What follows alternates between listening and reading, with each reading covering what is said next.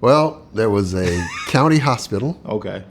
where I was born and ended up with a broken arm. Of course. And ended up going to the hospital to get my arm fixed. Dr. Webb, welcome to the platform. How you doing?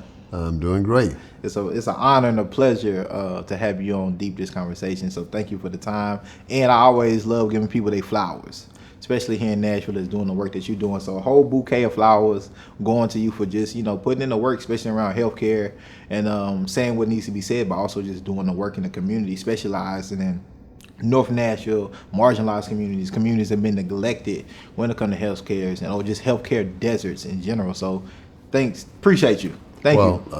I want to say thank you for the flowers and thank you for having me. No, for sure. You gotta take your flowers. Absolutely. You have to take your flowers because sometimes people won't give them to you. Sometimes you either got to give them to yourself or just accept the ones people give to you. So I'm gonna make sure I'm intentional from black man to black man, especially to do those type of things when I have guests like yourself on the show. So well, I don't take you for granted. So thank you. Yeah. And so I want to get straight to healthcare. But I want to get in your journey because you didn't just get here by happenstance, right? It took some work, took probably a little luck, but you had to get to this point. And so can you walk us through a little bit about, coming from Mississippi and making your way into now being the CEO of Nashville General Hospital? You can give us a condensed version because I know it's a long story. But you can give us I definitely want to get that part of it as well. Okay. Yeah, I was born in Clarksdale, Mississippi, and attended school there, elementary, junior high, high school, and the community college there, Coahoma Community College. It was called Coahoma Junior College back in the day, but I attended there, advanced in the sport of basketball. And had scholarships, so I selected Tennessee State University, attended Tennessee State University, played ball there, and that led me to a master's program, and then I'm going to come back to this a little bit later on because it is a major turning point. It contributes to a major turning point in my life as well. But for this segment, moved on to seek a job after that, which was in the entry level of healthcare at a local hospital here in Nashville. And from there, learned about healthcare and decided that I wanted to pursue healthcare administration. So I was actually in healthcare. Hadn't planned to go there. Yeah. But that's where the job was. Right. Entry level. So learned about the nuanced and the in-depth activities of healthcare and healthcare delivery. So attended the University of Alabama and pursued a second master's degree in healthcare administration. Right. After that, they do a residency program with a company, a corporation, or a healthcare system. So I finished that and was retained by that organization, and within about a year and a half, as assistant administrator at that facility, I was promoted to the CEO of that organization, and that started my pathway of administration. Started in behavioral health, and so learned about that. As a matter of fact, the first job in Nashville was in a behavioral health facility, so I learned about a lot of the issues of mental illness and how individuals cope and how those disease processes were treated and all of that. So as I went into behavioral health, I was there for probably five or 6 years, and then transitioned into the acute medical side of healthcare, and that was in Memphis. So I went from South Carolina, Myrtle Beach, to Memphis to become an executive in the healthcare system there, and that's where I remained for a number of years. Ran hospitals there, and before coming back to Nashville. Come back home. Come back your second home. Yeah. Well, growing up in Mississippi, did you see what was your representation of healthcare? Growing up back then. Well, there was a county hospital Okay. where I was born. I was a teenager, probably 15, 16, playing sandlot football in the backyard with my brothers and some friends, and ended up with a broken arm. Of course. And ended up in the hospital, going to the hospital to get my arm fixed. I had an appendectomy, had to go to the hospital for that, and that was my experience. Yes. Yeah. Did you as you started to become a professional in healthcare, did you ever look back and say, like, we didn't have these things growing up in my community when it came to healthcare, or like maybe my community was neglected from a healthcare standpoint growing up? Absolutely. After I learned more about healthcare and the Yeah. healthcare industry, and the concept of access Yeah. to healthcare, yes, I certainly did Right. think about that, and I spent a short period of time back at that hospital Right. in an administrative role Right. later on. So, yep, absolutely. What was that? Because I'm just gonna assume, like, you growing up during a period too where you having civil rights, Jim Crow, that area, that time period is happening, and so how did that even affect or play a part in your psyche about what you could and were able to do or inspired to do growing up from a child to adolescent to a young adult to an adult? Well, I grew up in a period where, school segregation was very prominent. I mean, we had the schools for African Americans and schools for whites, and never the two shall meet. Right. Shortly before I left high school, they became integrated. So that was my first real experience. I'd never gone to school with a white kid before that happened. Yeah. And that was my senior year Yeah. in high school. So I ended up shifting over and going to a different high school, from the predominantly black high school to the predominantly white county high school for that year before going into the community college. But I played basketball, so Yeah. a lot of the things that some of the kids had to deal with there, I didn't, because of my status as an athlete. Yeah. So the world is changing. United States in particular is shifting. Right as you're, becoming 18 years old, becoming an adult. And so during your journey, did that come with any particular challenges, being like, hey, like culture shock, now that everything is becoming more miscegenated within the United States? It was eye-opening. I mean, simply because a lot of the things that you had experienced within that protected environment of your community, where you did not interact with that race, became new Right. to me. So I had to, and all my friends had to adjust Right. to how we were dealing with this whole new opening. Right. But it wasn't really that, for us, it wasn't that big of a deal. We accepted it pretty readily, Yeah. and acquiesced and did what we had to do. Right. Did racism come into any part during your journey from schooling? Well, you went to TSU, so you're still in the all black environments, but even from a professional standpoint, going into healthcare, being a black man, were there challenges that you had to navigate that you feel it was particular due to who you were as your ethnicity, as your race? Okay, so that would be post okay. TSU and the time that I spent in Nashville. Okay. Which, of course, there were still issues there Right. with race. The early days, the mid '70s in Nashville. You go back and look at some of the unrest that was going on at that time, some of the race issues that were going on, and that was high-level civil rights and protests and marching and all kinds of things going on in the '70s. It was a very active period for that activity. Now, fast forward, going into healthcare, after graduating with a master's from the University of Alabama and then moving to South Carolina to actually engage in the career, there were issues, but then there were issues growing up as well. So for me, it was just a continuation and just understanding how to deal with, navigate those conditions.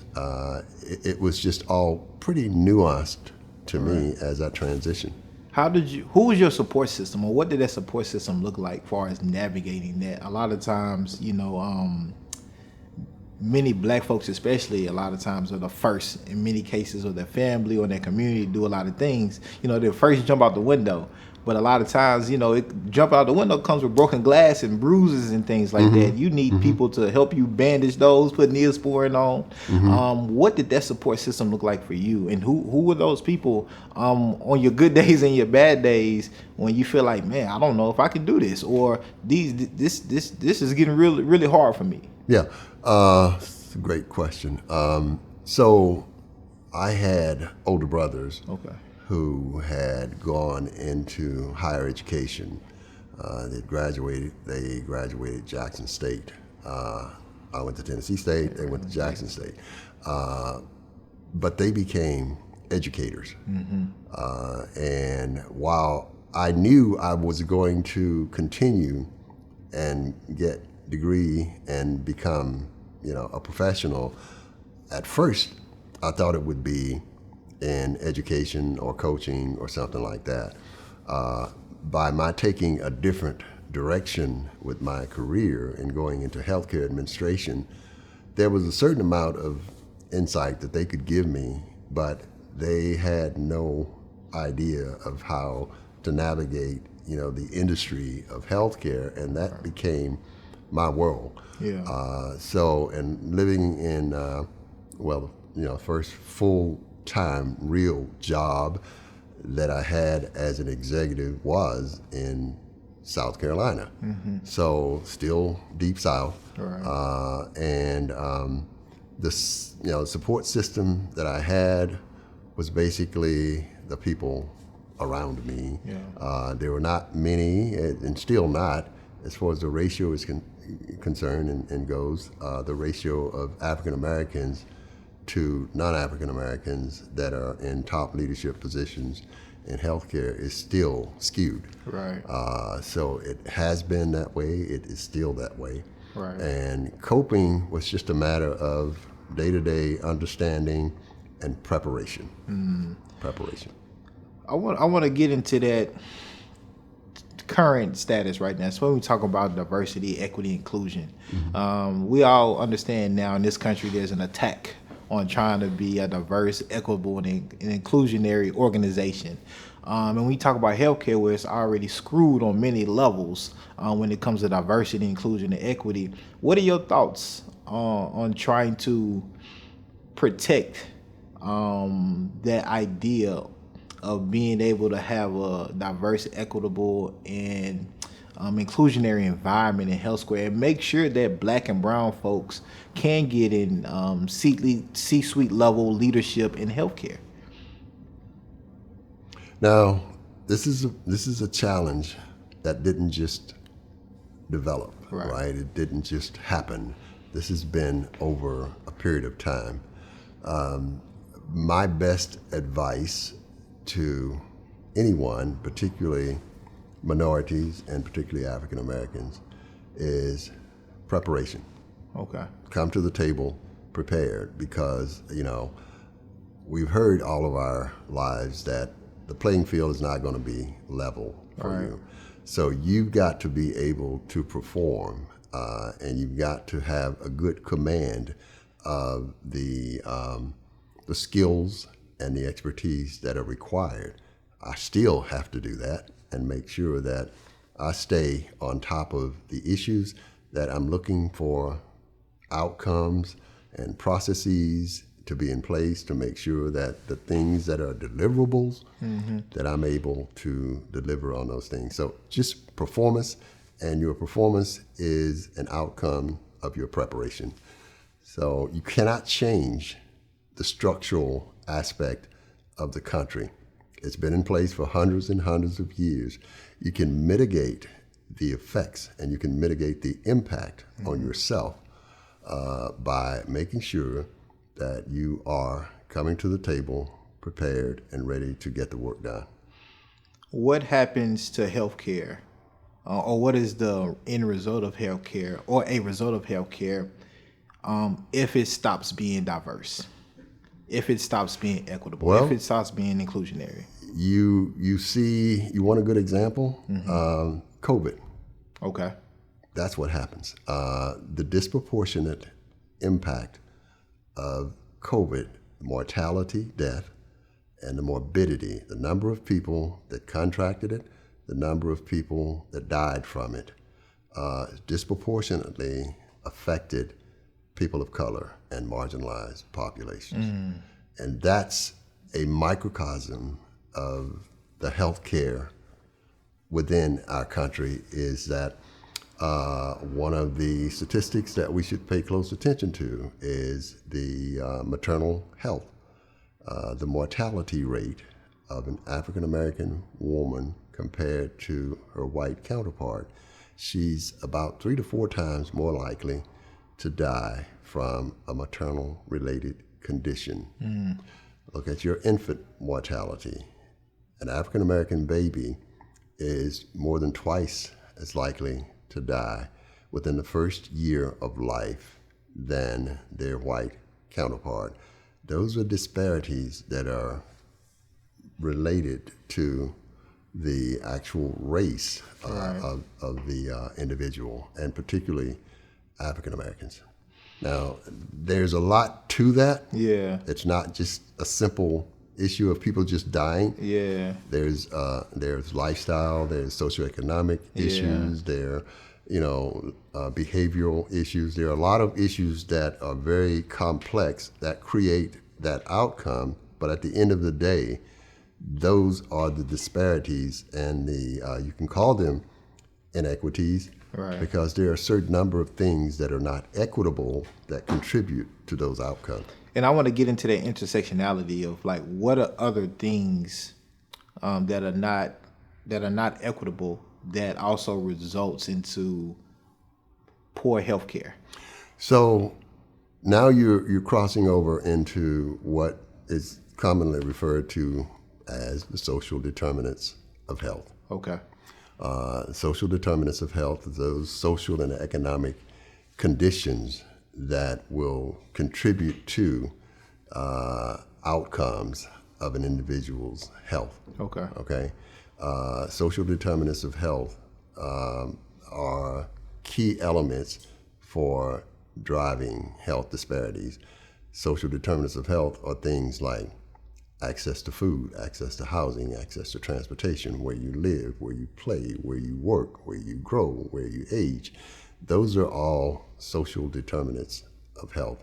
And those things will have a major impact on the health outcomes. Go back to COVID. The reason that we saw those disproportionate outcomes of death and mortality under COVID was due to social determinants of health. Basically it's the element that is the key driver of health disparities.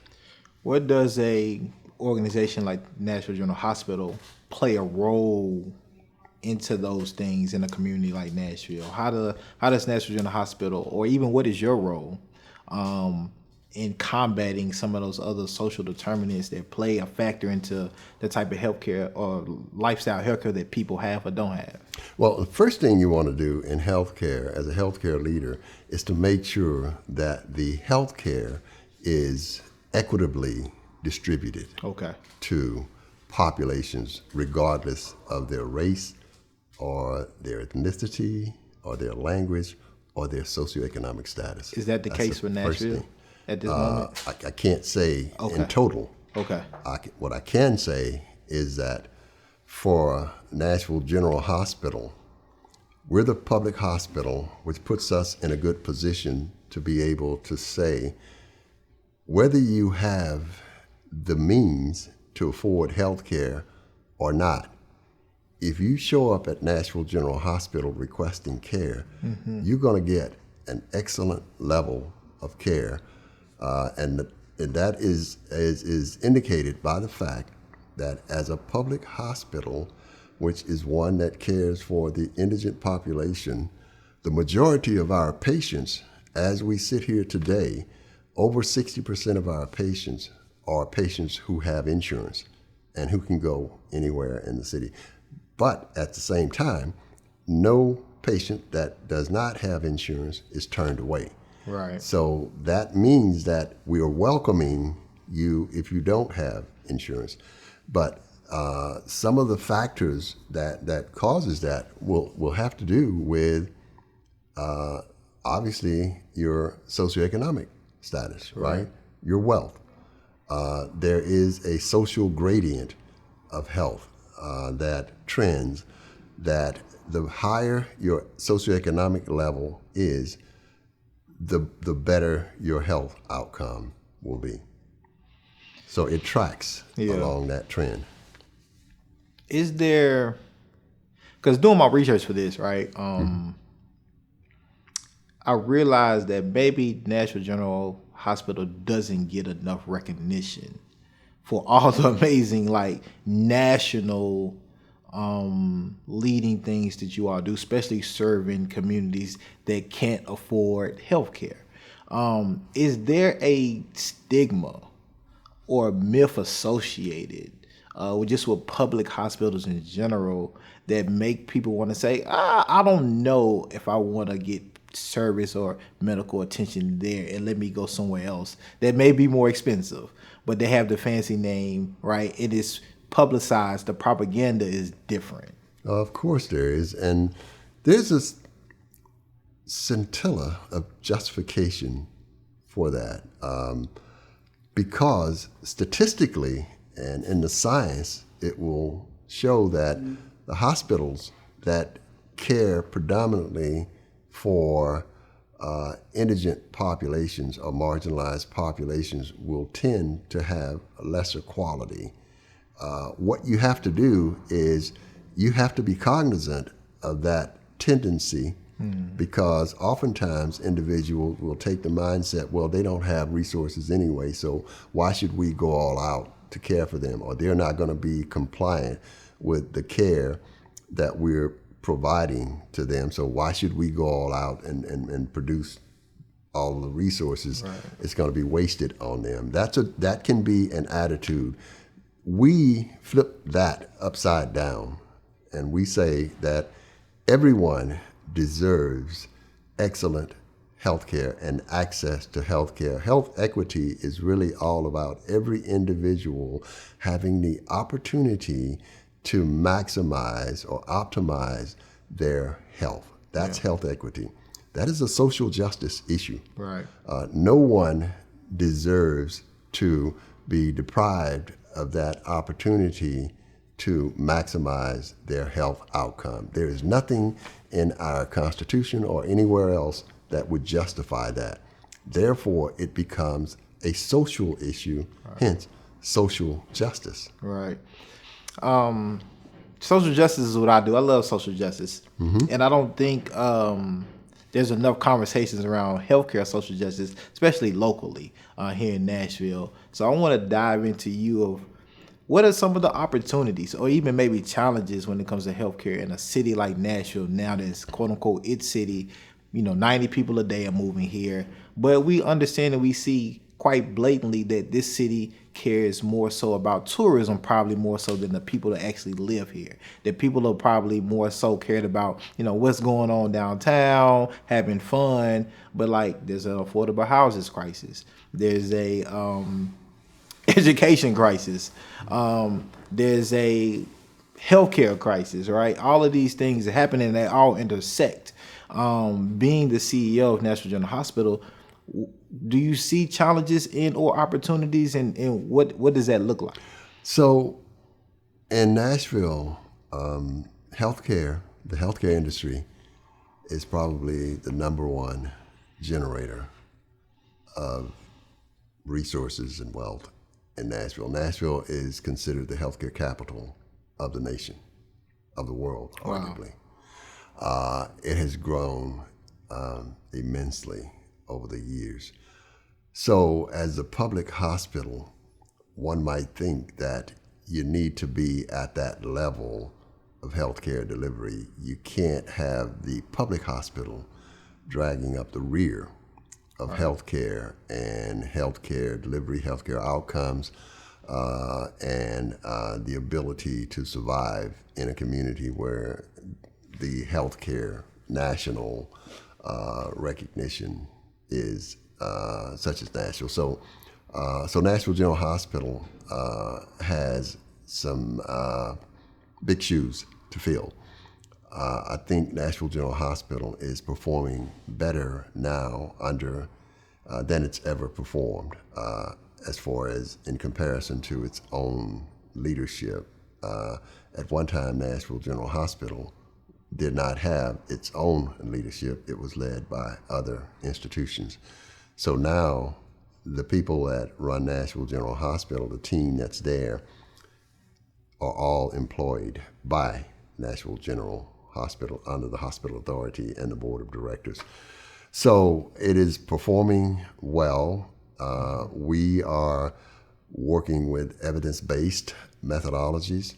The models that we use, the chronic care model, patient-centered medical home, patient-centered specialty practices, those are all evidence-based models. And so essentially, we are working with producing healthcare delivery according to the science of healthcare.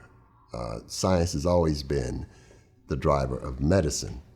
Healthcare delivery has not so much been utilizing the science and the metrics and the evidence-based models that we're utilizing. So that's how we're generating the outcomes. That's what we're doing to make sure that the health care that individuals are receiving is equitable across the board, because we utilize the models that engages the entire population as far as the education.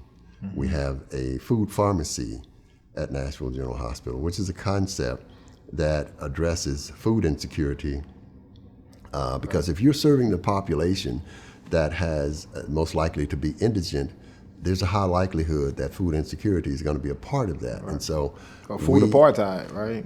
Right. we have a food pharmacy where it is a physical location in the hospital where patients are able to come. If they test positive on a questionnaire that says they are food insecure, then their physician will write a prescription for them to be able to come to the food pharmacy where there is fresh fruits and vegetables, there are shelf-stable products that they can come, and a dietitian works with them according to the doctor's order to get food to them so that they can continue to have food that is healthy to their bodies. And we should eat our food as our medicine. Yeah. And you know, the adage is that you should eat your food as your medicine, or you will eat your medicine as food. And so we're trying to make sure that individuals don't come to us struggling with food insecurity, where they're having to eat foods that have high sugar content, or the white breads, the oils that are unhealthy to their bodies, because it's just going to exacerbate their health outcomes and make them worse. And then that's not good for them, and it's a higher cost to care for them. So it's a win-win when we provide that food to them. This is one of the social justice things that we do to make sure that that playing field is not uneven for the individual who does not have the means to buy proper food to nourish their bodies. And so we are doing those type things to offset that mindset that if you're going to a hospital where indigent patients are cared for, then your care is not going to be as good. Quite the contrary at Nashville General. Your care is going to be excellent. It's where I get all of my care. My family gets their care at this hospital. And it's not just because it's my hospital that I do that, But I trust these individuals. I know these individuals, and I know the quality, whether it's the physicians or the nurses or the techs or whomever. We know these people and how they perform. Right. So, how can Nashville community members be a part of that healthcare social justice role? Because I believe, we all have to participate in the change we want to see.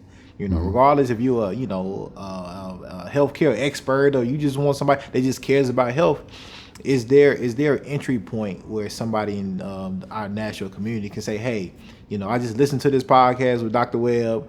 I want to be active. I want to be used in some type of particular way. Maybe I have a family member, a peer, or a friend that I can connect with that I want to be able to be of some service in this social justice of healthcare. How could they plug in? How could they be a part of that work, maybe through Nashville General Hospital?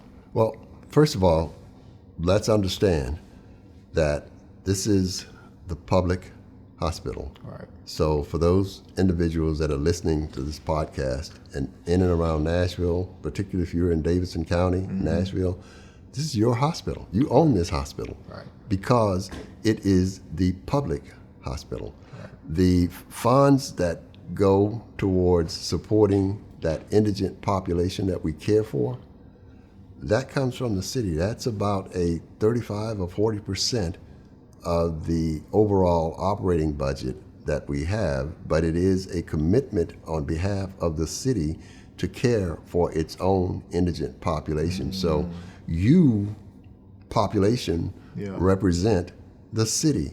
Right. It's not the council, it's not the mayor. Those individuals spend their terms and they move on. You remain the owner and you select your leaders. And what happens is that individuals tend to fade into the background once they select their political leaders, and they don't have any more interest in the social issues that are taking place. But the social issues that take place are largely driven by the policies that are put forth. Right. You elect these individuals to put forth policies, but at the end of the day, you're the owner. Right. You hired them, you selected them, you voted for them, and they are to carry out the duties and responsibilities that you want them to carry out. But don't get it twisted. You're still the owner. Right. Of your taxpayer dollars go towards helping to support this population. Now, if you want to do even more, then we have a foundation, we have volunteers. There are contributions that can be made. The food pharmacy, for instance, that's feeding the populations. We're able to use Second Harvest as a source of food for that population. We also have our own dietary services that we can contribute to, and our employees contribute to the foundation, and a portion of that is earmarked as well. So there are all kinds of ways that you can contribute. And if you want excellent health care, I would suggest that you go to one of the facilities that are Nashville General. We're all over the city. We're in Midtown, we're in Metro Center, and these are full ambulatory clinics. Midtown, Metro Center.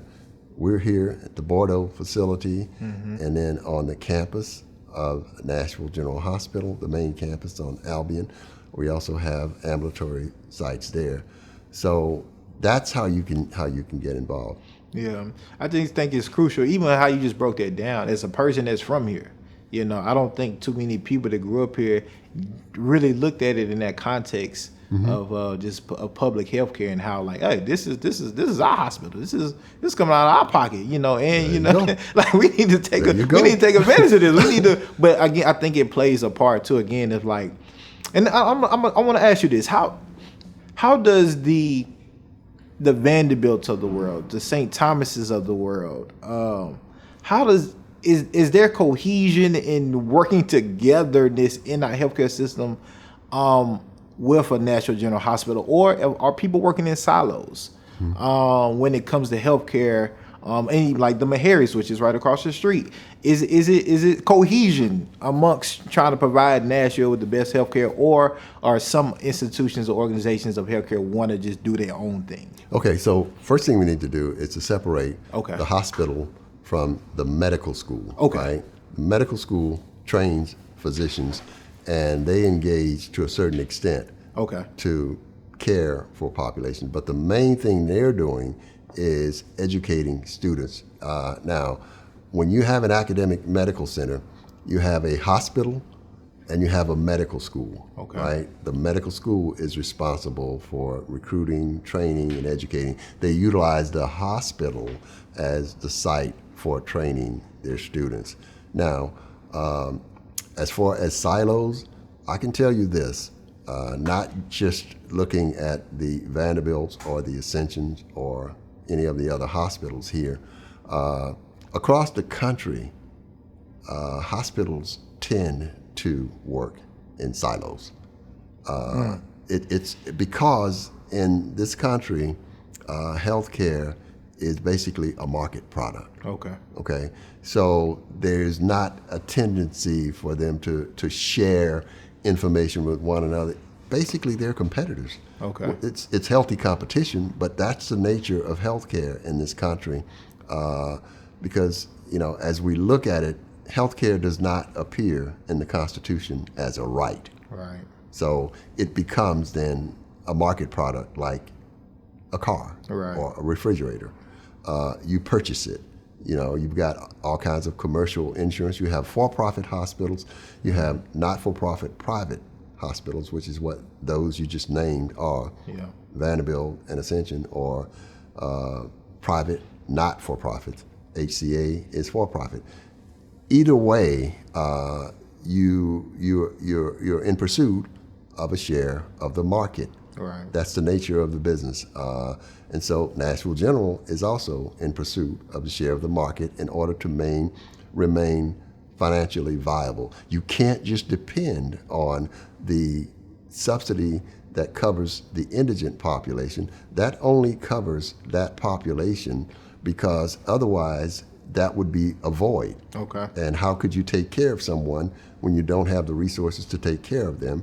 If they don't have the resources to pay or to cover the cost, then it's hard to do that unless you start to experience negative margins, and nobody can operate with negative margins for long, right? So the city steps in and says, we're going to cover the cost of that population in the city who are the least among us and cannot pay for their health care, right? Right. And for us, again, that comes to about 35 or 40% of our operating expenses. The rest of it, we take care of by billing and collecting revenues and running the business. Right. So, but for the other private systems, each system operates on its own and competes for market share, and that's the reality of it. Okay.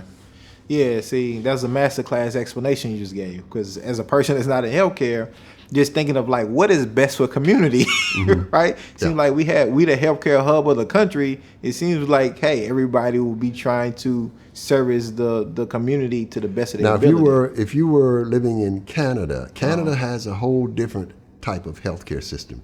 In Canada, healthcare is a right within the Constitution, and so all healthcare in Canada is devoted towards. Now, I'm sure they have different levels, some semi-private, some maybe not so much, and more of a universal style. Yeah. We in the United States, like it, don't like it, whatever.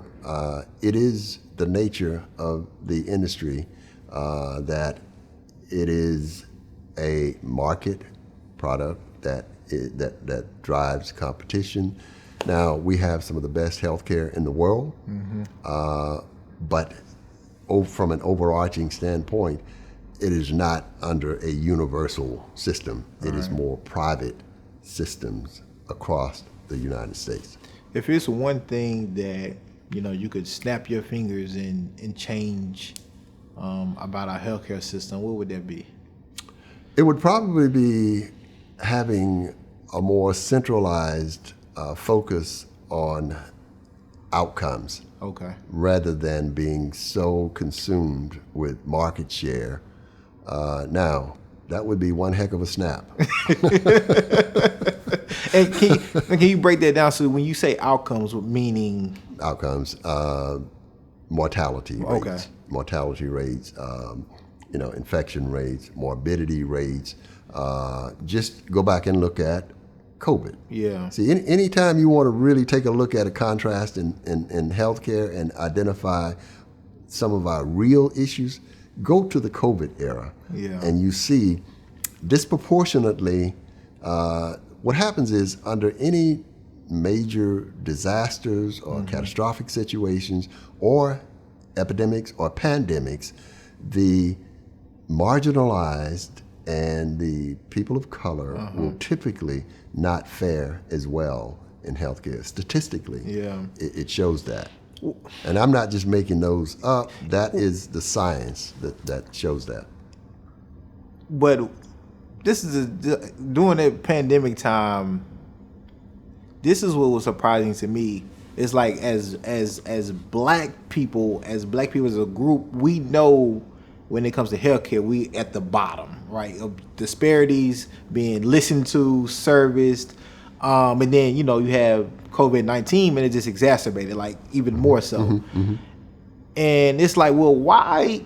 Well, we knew this always existed. Why did it take something like a pandemic to make everybody else wake up? And even after everybody wakes up, like, what are we still doing to make sure like this population is equitably treated the same way in healthcare? That's what I don't understand a lot of times, Dr. It was like, why? Like, we know like this is an issue. Why can't we just find solutions to this like right now today? Because the concept of how these resources are distributed and the behaviors that exist among the different races and ethnicities, the level of wealth that exists among races and ethnicities is pervasive. It affects other industries as well. You just don't see it as clearly as you do in healthcare, because there is a distinct outcome in healthcare, meaning that with bad outcome, people are likely to die. Yeah. And so there's nothing more attention getting than death and mortality. Yeah. Like if you're in the hotel industry, for instance, you won't see that. Right. Or if you're in the car manufacturing industry, you won't see it. It's there. Right. Because it's not just limited to healthcare. Right. Those inequities and those things that create certain outcomes. In the car, let's say in the automobile industry, look at, say, who might be the higher level executives. Look at the types of jobs that the populations might have. You will see disparities within that. The difference is that doesn't result in death. Right. That doesn't result in mortality or morbidity. Right. And healthcare is the essence of who we are. Our health is the essence of who we are. Right. If you don't have health care, then you will tend to lose your health. Right. Once you lose your health to a certain extent, not much else is going to matter. This is an election year for the country, for the United States. And of course, healthcare should be at the top of everybody's mind, just in general, but definitely when it comes to an election year. What are some things people should be considering, thinking about, have on their mind, questioning our elected officials if they get a chance to speak to them, or thinking about who they may vote for or may not vote for when it comes to healthcare and policy in particular? The most critical thing about healthcare is access. You can't really gain access in an equitable way if you don't have the resources to do that. Right. Therefore, an expansion of access to healthcare could come, like for instance, the Affordable Care Act. Right. People refer to it as Obamacare. I mean, it's covering millions of people. If you remove that, you're going to see an exacerbation of people dying because they won't have access to health care. Right. And what we have to understand and what we have to communicate to our political leaders is that there is an outcome when people don't have adequate access. If you don't have adequate resources, that's going to constrain your ability to gain access. So the Medicaid and other form of healthcare insurance that you can gain or get will help you to eradicate some of those bad outcomes because it gives you more access to healthcare. And that's just a simple equation. If you don't have access, you're going to experience epidemic outcomes of mortality rates, just like you did with COVID. Speaking of access, the way people access Nashville General Hospital may change. We know, I think discussions in 2023 about the lease being up and looking for a new location for Nashville General Hospital for preferably 2027. What is the updates on that? What are your thoughts? What is going on? And what is maybe some primary locations for the next campus for Nashville General Hospital? Okay, so we started this journey in 2018, presented to the board that the lease is going to be up in 2027. Mm-hmm. We need to start thinking about whether or not we're going to remain here on this campus or if we're going to look to build a new hospital. So we had the feasibility study done. A firm came in, engineering, architectural engineering, mechanical engineering. Firm came in and looked at the facility and gave us feedback on the feasibility of renovating this facility versus going to a new facility. And hands down, it was, you're going to need a new facility. So fast forward, after COVID, we had that feasibility study done again with our owner's representative involved, and it revealed the same thing. So we shared that with the board. The board voted unanimously that we need a new hospital. So 2027, the lease expires. Previous administration did not get around to addressing the issue that was put before them.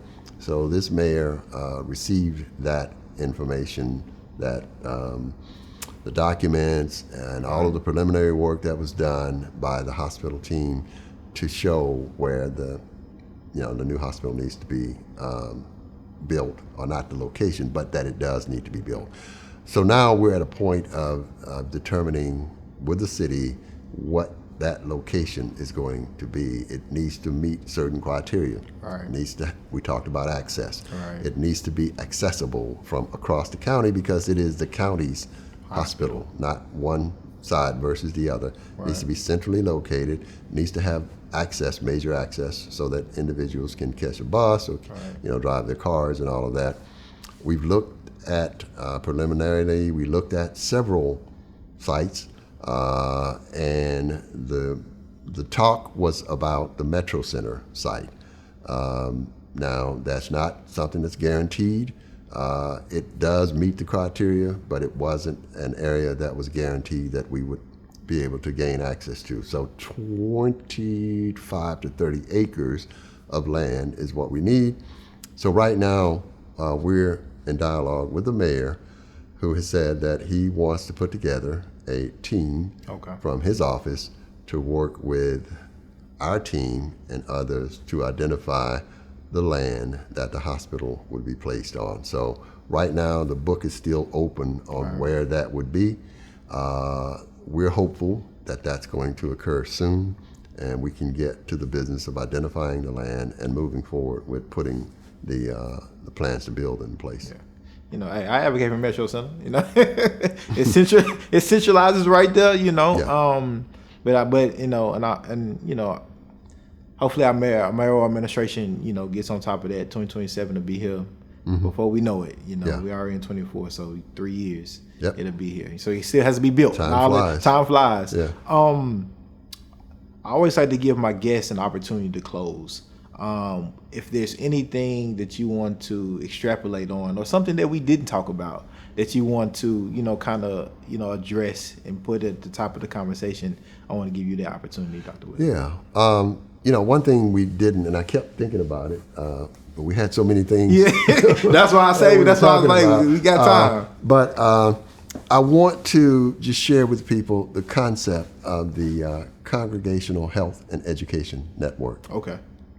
commonly referred to as CHIN. It is a group of churches. There are now 108 churches that are members of the CHIN organization. It is a 501c3 tax-exempt corporation, and it has staff, and the hospital works with CHIN to reduce health disparities. Wow. It is based on the premise that education attainment is the number one social determinant of health that can change the trajectory. So from a longitudinal standpoint, we're working with these faith-based organizations because we know that historically, and it's in the science and proven that particularly African Americans will tend to turn to the church to get information, advice, direction, resources, all of the above, and the close connection to the faith-based leaders in the churches. So we believe that if the hospital connects with this organization, this entity that has been created as a collaborative effort, that we can drive a longitudinal effect that places particularly African Americans in a better socioeconomic place. Because as I mentioned earlier, the social gradient of health basically indicates that your wealth will determine your health outcome. Yeah. The more wealth you have, statistically, the better your health outcome is going to be. So if you are someone who does not have an education, and then I get you that education, now you can get a job that's going to be probably paying better. You will be able to gain access to all of those things that contribute to the social determinants of health, and now they become better for you, right? So if I can take a whole population, and from a longitudinal standpoint, we're working with churches and we're working with local educational systems to help to gain access to education. We have staff that are going into the churches to determine what their needs are. We're working with Nashville community, the community college here, and other colleges and universities in the city to make sure that we're helping to connect and bridge that gap. And you know, I know one of the questions that's typically asked is, how does someone get into the business of what I do? Right. How do you become what CEO, if someone wants to become a hospital CEO? Right. What do you need to do? My response to that is, you need to do it. You just do it. Yeah. Now, what happens is, if you make up your mind that that's what you want to do, then seek out someone who is in that business.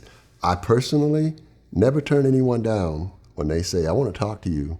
I would like to talk to Dr. Webb about how I get into healthcare administration. Right. I never turn anyone down. It takes 5 or 10 minutes to tell someone, here are some things that you would need to do. First, you need to get into a university or college program that trains for that business, and try to get into one that has a residency program, because that's where you will get placed. So there are a few that are top of the line that I would say you need to get into this or not. If you've made up your mind, but if you come to me and you haven't made up your mind about what you want to do, you probably need to go back and then come back when you do, because you know I can't. Need to be clear. Yeah, I can't get into all of that. Right. But if you are, whether you want to be an engineer or a hospital administrator or whatever you want to be, I can talk to you about it, but you need to know what it is that you want to do. So do your homework. Now you got all these social media platforms. You got Google. You can do all kinds of stuff. Google hospital CEO. It'll tell you a lot. Right. But if you really want the real live version, then find someone who is in that industry. Right. And I personally always make myself available. Well, Dr. Webb, I appreciate your time for making yourself available for me to really give us a master class on healthcare, Nashville General Hospital, and just what's going on, but also being an inspiration for people who may want to be, the next CEO of a hospital, wherever they may be, Nashville or anywhere else around the country or the world. So thank you for your time. I think healthcare is the greatest industry in the world. So. Hey, and that's why you get paid the big bucks, I appreciate you. Thank you. All right. Thank you.